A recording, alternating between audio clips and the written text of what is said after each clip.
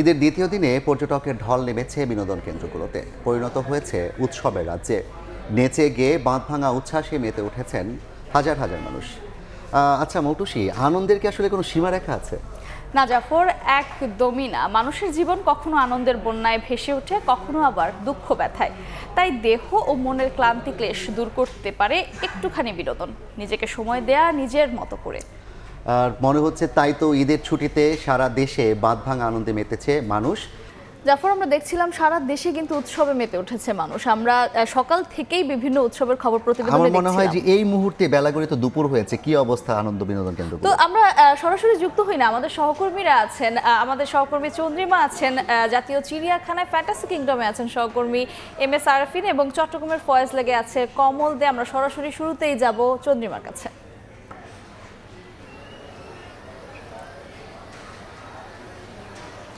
ঈদের দ্বিতীয় দিনে যারা ঢাকায় রয়ে গেছেন তারা ভিড় করছেন বিভিন্ন বিনোদন কেন্দ্রগুলোতে। এর মধ্যে কিন্তু অন্যতম একটি আকর্ষণ জাতীয় চিড়িয়াখানা।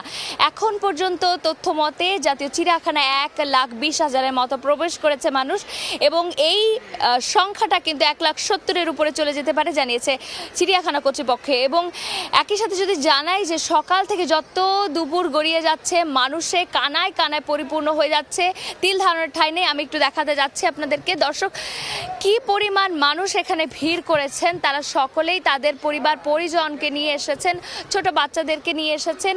শুধুমাত্র প্রকৃতির সান্নিধ্যে যারা এই সময়টি ঈদের আনন্দটি ভাগাভাগি করে নিতে চাচ্ছেন তারা এসেছেন, এবং সকাল থেকে তারা আসলে সারাদিনের একটি পরিকল্পনা নিয়ে এসেছেন। এখানে বিভিন্ন জায়গায় খাবারের ব্যবস্থাও রাখা হয়েছে, একই সাথে বাড়ানো হয়েছে নিরাপত্তা ব্যবস্থা।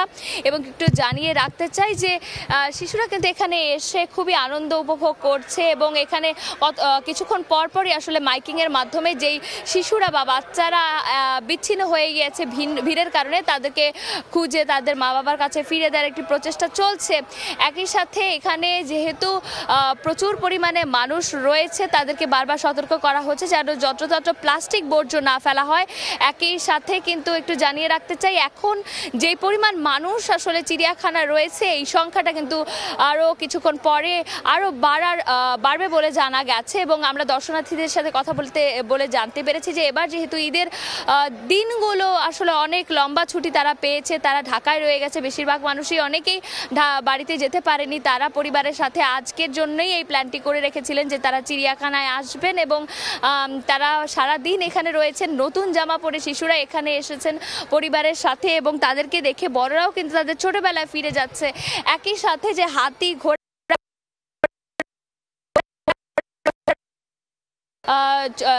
চলে এসেছে, এবং এটা কিন্তু আসলে বড়রা দেখে খুবই তৃপ্তির একটি স্বস্তির নিঃশ্বাস নিচ্ছে। একই সাথে তারা বলছিল যে শিশুদের বেড়ে ওঠায় তাদের এই ধরনের স্মৃতি খুবই রঙিন করে তুলবে তাদের এই শৈশবকে, এবং তারা বারবার তাদের শিশুদেরকে এই নানান ধরনের প্রাণীর সাথে পরিচয় করিয়ে দেবে। এখানে কিন্তু নানান প্রজাতির প্রাণীরা রয়েছে, এবং শিশুরা এখানে আসছে, ঘুরে দেখছে। এবং এই মুহূর্তে কিন্তু আমি জানাচ্ছিলাম জাতীয় চিড়িয়াখানার খবরাখবর, এবং ঠিক ফ্যান্টাসি কিংডমে রয়েছেন আমাদের আরেক সহকর্মী আরিফিন। আমরা তার কাছ থেকে শুনবো সেখানকার পরিস্থিতি। ঈদের ছুটিকে কয়েক গুণ বাড়িয়ে দিতে বিপণী বিতানগুলোতে কিন্তু দর্শনার্থীদের অনেক ভিড় আমরা লক্ষ্য করছি সকাল থেকেই। এবং আমরা সকাল থেকে যেটা দেখেছি যে ছোট বড় সব বয়সী মানুষজন, এমনকি বিভিন্ন শ্রেণী পেশার মানুষজন কিন্তু এইসব দর্শনার্থীরা ভিড় করছেন এসব বিনোদন কেন্দ্রগুলোতে। আমি একটু দেখাতে চাই যে ফ্যান্টাসি কিংডমের সব থেকে আকর্ষণীয় যে জায়গাটি সেটি ওয়াটার কিংডম। এখানেই কিন্তু মানুষজন সব থেকে বেশি আনন্দে মেতে উঠেছেন এই মুহূর্তে। আমরা যেটা দেখেছি যে দুপুরের পর থেকেই কিন্তু বিভিন্ন জনপ্রিয় বাংলা গানের সঙ্গে মেতে উঠেছেন এখানকার দর্শনার্থীরা, এবং কৃত্রিম যন্ত্রের সাহায্যে ঢেউ খেলানো হচ্ছে, এবং বিভিন্ন গানের সঙ্গে নেচে গিয়ে হই হুল্লোড়ে কিন্তু মেতে উঠেছেন ফ্যান্টাসি কিংডমের এই ওয়াটার কিংডমের দর্শনার্থীরা। আমরা আর একটু বিষয় জানিয়ে রাখতে চাই, সকাল থেকে আমরা দেখেছি যে এই ফ্যান্টাসি কিংডম খুলে দেওয়ার পর থেকেই কিন্তু সব বয়সী লোকজন এখানে ঢুকতে শুরু করেছেন সকাল 10টা থেকেই, এবং শিশুরা সহ বিভিন্ন শ্রেণী পেশার মানুষ সবাই কিন্তু বিভিন্ন রাইডে, সব ধরনের রাইডেই কিন্তু তারা অংশ নিয়েছেন। এবং আমরা আরেকটি বিষয় জানিয়ে রাখতে চাই যে এখানকার আয়োজক কমিটি আমাদেরকে জানিয়েছেন যে এবার নিরাপত্তার স্বার্থে কয়েক গুণ নিরাপত্তা বাড়ানো হয়েছে। নিজস্ব নিরাপত্তা কর্মীদের পাশাপাশি তারা বেশ কিছু সংখ্যক কোস্টগার্ড কর্মী এখানে নিয়োগ করেছেন এবং যারা প্রতিনিয়ত তদারকি করছেন কোনো ধরনের অনাকাঙ্ক্ষিত দুর্ঘটনা যেন এখানে না ঘটে। এবং একই সাথে এবার আয়োজক কমিটি আমাদেরকে বলছে যে ধরনের দর্শনার্থী রয়েছে এবারের ঈদকে কেন্দ্র করে, এবারের ঈদে লম্বা ছুটি হওয়ায় তারা আরও বেশি সংখ্যক দর্শনার্থী প্রত্যাশা করছেন এবং তারা আমাদেরকে জানিয়েছেন যে তাদের ঈদ কেন্দ্রিক যে লক্ষ্যমাত্রা সেটি কিন্তু এবার ছাড়িয়ে যাবে বলেই তারা আমাদেরকে বলছেন। এবং এখানকার আগন্তুক দর্শনার্থীরা আমাদেরকে বলছেন যে সারা বছর চাকরি কিংবা ব্যবসার সুবাদে তারা পরিবার পরিজন নিয়ে ঘুরতে আসতে পারেন না। এবার ঈদের ছুটিকে কেন্দ্র করে তারা কিন্তু পরিবার পরিজন, বাচ্চা কাচ্চা, আত্মীয় স্বজন, বন্ধু বান্ধব সবাইকে নিয়ে কিন্তু তারা আসলে ঈদের আনন্দে মেতে ওঠার জন্য কিন্তু তারা এখানে এসেছেন এবং তারা উদযাপন করছেন ঈদ, এবং তারা আগামী 2-3 দিনও এই ঈদে উদযাপন করবে বলে আমাদেরকে জানিয়েছেন। তো এই মুহূর্তে ঈদ উদযাপনের আরও খবর জানাতে চট্টগ্রামের ফয়েজ লেক থেকে যুক্ত হচ্ছেন সহকর্মী কমল দে। আমরা যুক্ত হচ্ছি তার সাথে। ঈদের আনন্দে উৎসবে মেতেছে পুরো বন্দরনগরী চট্টগ্রামের প্রতিটি বিনোদন কেন্দ্রে এখন উপচে পড়া ভিড়। আর বিশেষ করে বলা চলে চট্টগ্রামে যেসব বিনোদন কেন্দ্র রয়েছে, অর্থাৎ যেগুলো পানিভিত্তিক, যেটা এখন তীব্র গরম পড়ছে, আর তাই পানিভিত্তিক যে রাইডগুলো আছে সেই রাইডগুলোতে কিন্তু আমরা দেখতে পাচ্ছি মানুষের প্রচণ্ড ভিড়। চট্টগ্রামের সকালবেলা যে উচ্ছ্বাস,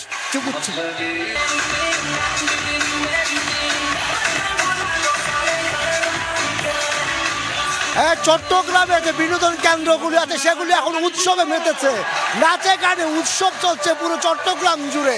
বিশেষ করে একদিকে ঈদের আনন্দ, তার সাথে যুক্ত হয়েছে এই তীব্র গরম, আর দুটি মিলে এখন সেই উচ্ছ্বাসের যে প্রাণ সেটি দেখতে পাচ্ছেন। আসলে পানি ছিটিয়ে নেচে গেয়ে সবাই যার মতো করে ঈদের আনন্দ উপভোগ করছে চট্টগ্রামে। বিশেষ করে আপনারা জানেন চট্টগ্রামে যে হাতে গোনা কয়েকটি বিনোদন কেন্দ্র রয়েছে তার মাঝে অন্যতম হলো এই Patenga Sea World, Sea World. সেই সি ওয়ার্ল্ডের মধ্যে এখন চলছে উৎসব।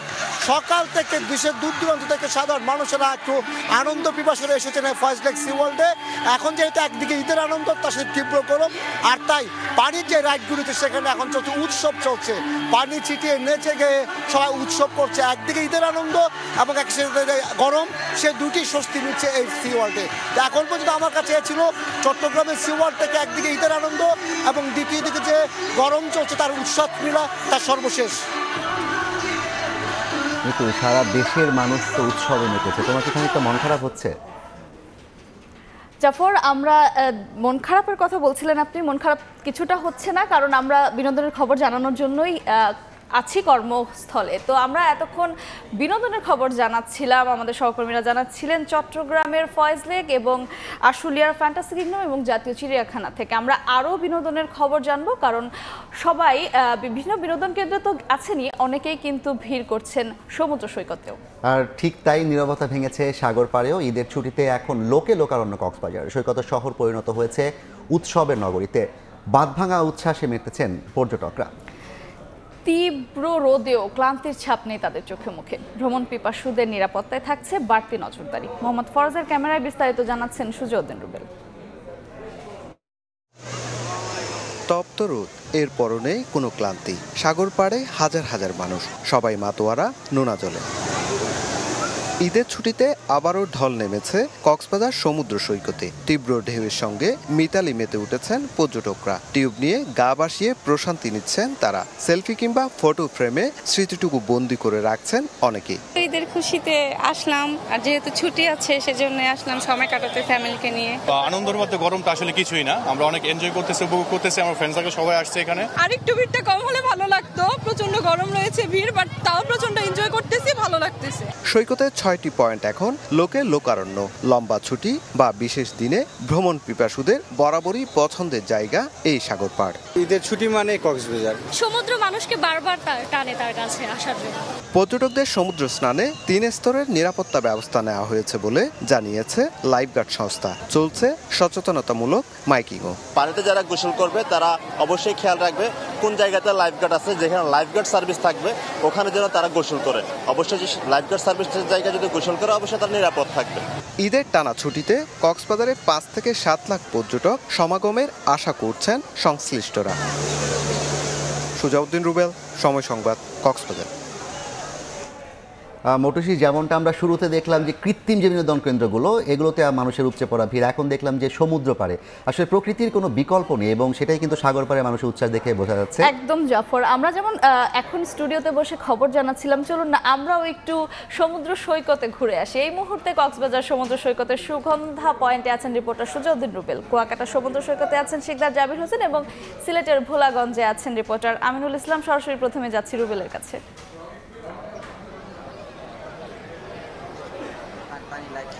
জোয়ার শেষে ভাটা শুরু হয়েছে। ভাটা শুরু হওয়ার সঙ্গে সঙ্গে সাগরের পানি অনেকটাই দূরে সরে গিয়েছে আর সাগরের সামনে বিশাল বালিয়াড়ি স্থান পেয়েছে, কিন্তু মানুষের যে সমাগম সেটি কমছে না, বরঞ্চ বেলা যতই বেড়েছে ততই কিন্তু পর্যটকের যে ভিড় সেটি বেড়েই চলেছে। সারা দেশ থেকে বিপুল সংখ্যক পর্যটক আজকে ঈদের দ্বিতীয় দিন ছুটে এসেছে। সকাল থেকে আমরা লক্ষ্য করছি সমুদ্র সৈকতের লাবণী, সুগন্ধা, কলাতলি সব পয়েন্টে প্রচুর সংখ্যক মানুষ বালিয়াড়ি পেরিয়ে মানুষজন যেভাবে আসলে আমরা লক্ষ্য করেছি পরিবার পরিজন কিংবা প্রিয়জনকে সঙ্গে নিয়ে সমুদ্র সৈকতের প্রতিটি পয়েন্ট জুড়েই মানুষজন নেমে পড়েছে এবং নেমে যেহেতু তীব্র গরম পড়ছে সেই গরমের মাঝেও কিন্তু মানুষজন আমরা লক্ষ্য করছি বিপুল সংখ্যক মানুষ এসে সমুদ্রের যে নোনা জল রয়েছে সেই নোনা জলে সেখানে তারা সমুদ্রে স্নান করছে, ছবি তুলছে। পাশাপাশি এখন যেহেতু ভাটা পড়েছে, ভাটা পড়ার সঙ্গে সঙ্গে বালিয়াড়ির প্রান্ত যখন বেড়েছে ঠিক তখনই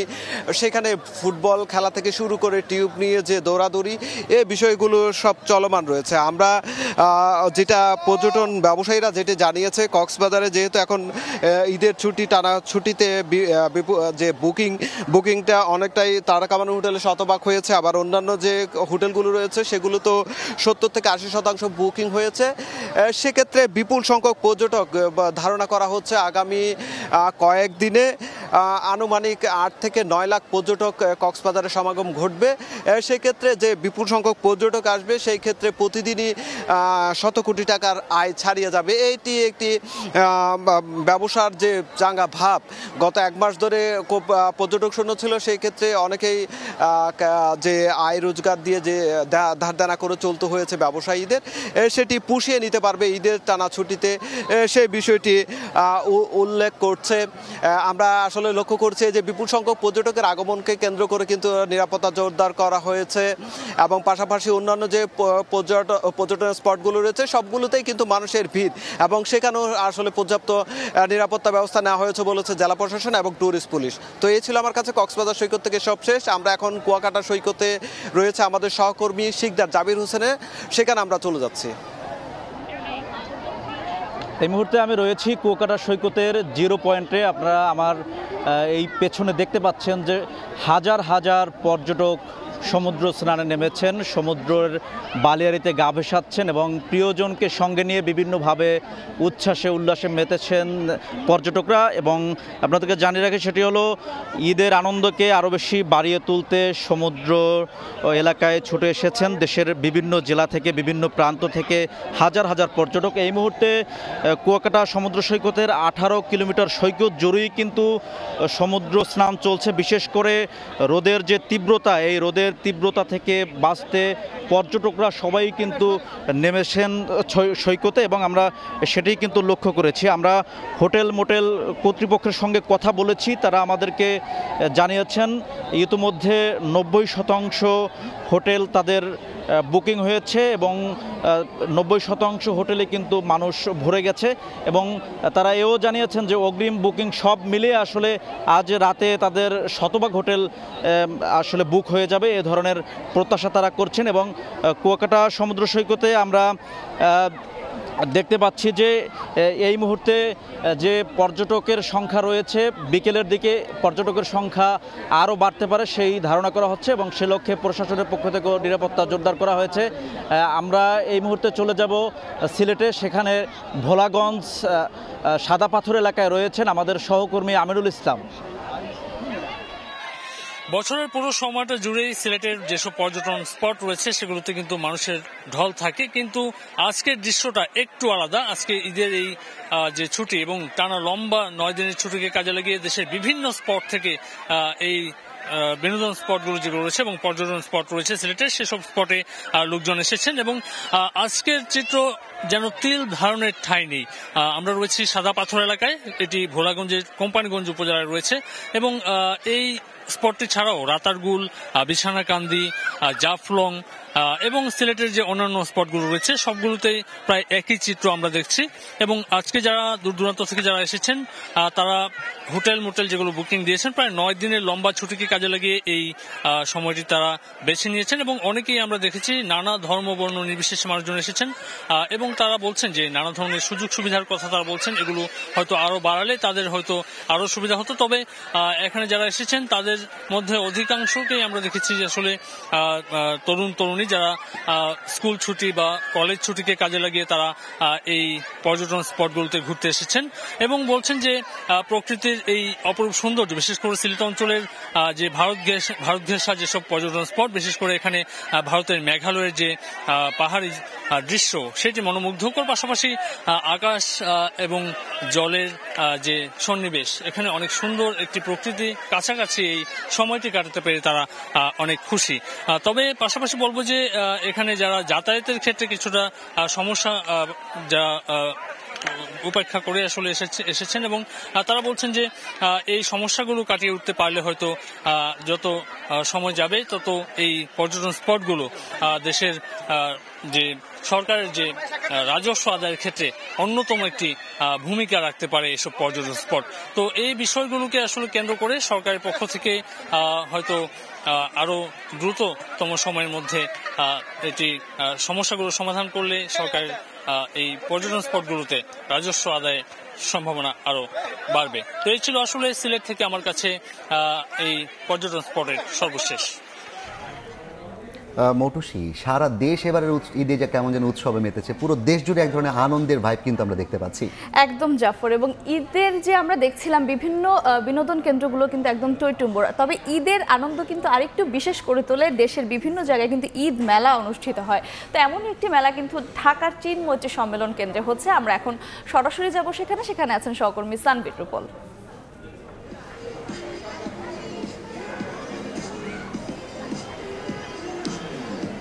ঈদের দ্বিতীয় দিন বেশ সকাল থেকে একটু ঠান্ডা আবহাওয়া থাকলেও বেলা গড়ানোর সাথে সাথে কিন্তু আবহাওয়া বেশ উত্তপ্ত হয়ে উঠেছে, যার ফলে দুপুরের দিকে মানুষের ভিড় গতকালকের চেয়ে তুলনামূলক একটু কম। যদিও প্রথম দিনের অনেক রকমের আনুষ্ঠানিকতা থাকে, দ্বিতীয় দিনেই সবাই সব দিকে ঘুরতে বের হয়। তারপরেও সকাল থেকে যারা এসছেন তারা এখনও পর্যন্ত কিন্তু এই মেলা প্রাঙ্গণে ঘুরছেন এবং উত্তর সিটি কর্পোরেশনের আয়োজনে প্রথমবারের মতো ঈদ কেন্দ্রিক এই মেলা। এই মেলাটি শুধুমাত্র যে বৈশাখী মেলার মতো ঠিক সেরকম নয়, এই মেলাটি ঈদ উৎসবকে আরও রাঙিয়ে দিতে দেশীয় ঐতিহ্যবাহী পোশাক এবং কুটির শিল্পের জন্য যে নিজস্ব যে পণ্যগুলো আছে সেই পণ্যগুলোর প্রদর্শন করা হচ্ছে এবং পুরো মেলা প্রাঙ্গণটি উত্তর সিটি কর্পোরেশনের, এখানে কোনো যারা অংশগ্রহণ নিয়েছেন তাদের কাছ থেকে ভাড়াও নেওয়া হচ্ছে না এবং কোনো প্রবেশ ফিও নেই।